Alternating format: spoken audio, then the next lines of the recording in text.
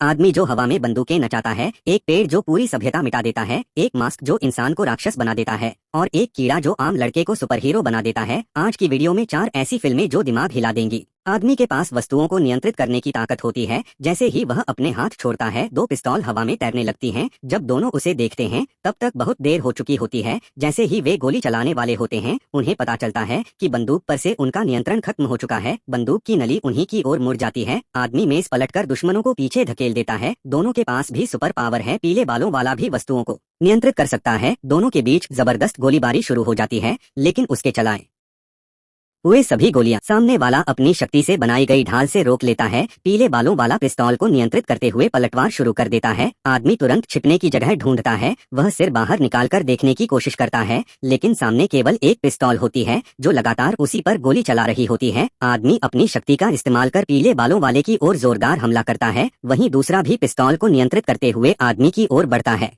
Restaurant का एक कर्मचारी पुलिस बुलाना चाहता है, लेकिन गंजा काला आदमी उसे वहीं रोक देता है। वह एक डोमिनेटर है जिसकी शक्ति दूसरों को नियंत्रित करने की है। इसके बाद बिल्कुल कैप्टन अमेरिका जैसा दिखने वाला आदमी पीले बालों वाले का खिलौना बन जाता है। उस आदमी का नाम दाशोंग है। कुछ दिन पहले एक छोटी लड़की अचानक उसके घर में घुस आती है और खुद को भविष्यवक्ता बताती है। उसने भविष्यवाणी की थी कि दोनों जल्द ही मारे जाएंगे। किस्मत बदलने के लिए उस रहस्यमयी महिला को ढूंढना जरूरी है। कुछ समय पहले वह कला विभाग से भाग निकला था और भागते वक्त एक सुपर पावर दवा भी चुरा लाया था। अब न सिर्फ कला विभाग उसे ढूंढ रहा है, बल्कि एक सुपर पावर परिवार भी उसी महिला की तलाश में है। जल्द ही वे उसके घर पहुंच जाते हैं, लेकिन किसी ने सोचा भी नहीं था कि उनकी टीम में शाओहोंगशू भी शामिल होगा। लेकिन सोचो, अगर वही ताकत किसी ऐसे के पास हो जो खुद को भगवान समझने लगे। छोटा पेड़ आदमी अभी अभी एक ऊंचा टावर बनाकर खत्म ही करता है, तभी एक लंबी चोंच वाला अजीब पक्षी उड़ता हुआ आ जाता है और उसकी अवैध इमारत को तोड़ने की कोशिश करता है। छोटा पेड़ आदमी मजबूर होकर टावर छोड़कर भाग जाता है। जैसे ही वह पक्षी टहनी आदमी को भगा देता है, वैसे ही उसे अपने कर्मों का फल मिल जाता है। अब तो उसका घर भी नहीं बचा, लेकिन जैसे ही वह एक पत्थर पलटता है, अंदर एक अज्ञात सभ्यता छिपी हुई दिखाई देती है, मगर उनका आकार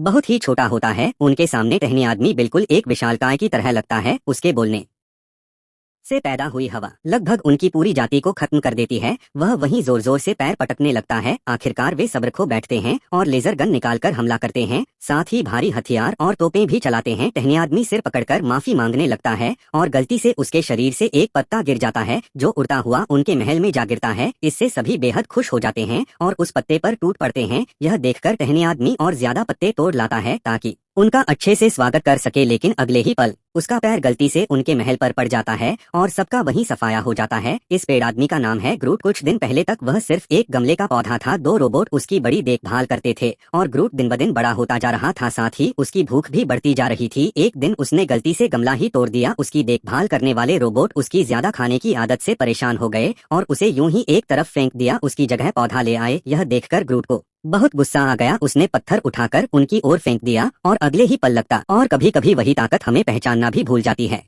एक आदमी को एक रहस्यमय मुखौटा मिल जाता है। जैसे ही वह उसे अपने सिर पर पहनता है, उसका पूरा शरीर असहनीय दर्द से भर जाता है और वह उसे किसी भी तरह उतार नहीं पाता। वह हरे सिर वाला राक्षस बन जाता है, लेकिन इसके साथ ही उसकी ताकत भी कई गुना बढ़ जाती है। एक साधारण गुब्बारा भी उसके हाथों में आते ही असली हथियार में बदल जाता है। अगर कोई कुत्ता यह मुखौटा पहन ले तो वह भी तुरंत एक खूंखार भेड़िया बन सकता है। मकान मालकिन बूढ़ी अम्मा को जगाने से बचने के लिए वह दबे पाँव चलता है। तभी उसकी जेब में पड़ा अलार्म घड़ी अचानक जिंदा हो जाती है और उसके सामने उछल कूद करने लगती है। हरे सिर वाला तभी उसके दिमाग में एक तरकीब आती है। वह जेब से लकड़ी से बना हुआ हथौड़ा वह जोर से हथौड़ा घुमाकर सीधा उस पर दे मारता है। जैसे ही वह घड़ी से निपटता है, बाहर की जोरदार आवाज फेस मास्क लगाए मकान मालकिन को डरा देती है और जब बूढ़ी अम्मा बंदूक निकालती है तो हरे सिर को खतरा महसूस होता है। वह उछलने वाली गेंद में बदल जाता है। गलती से वह खिड़की से बाहर उछल जाता है और सीधे 18वीं मंजिल से नीचे गिरता है। जमीन पर जोर से गिरते ही वह खुद को कागज जैसा चपटा बना लेता है। तो आखिर यह मुखौटा आया कहाँ से था? इस आदमी का नाम दाशोंग है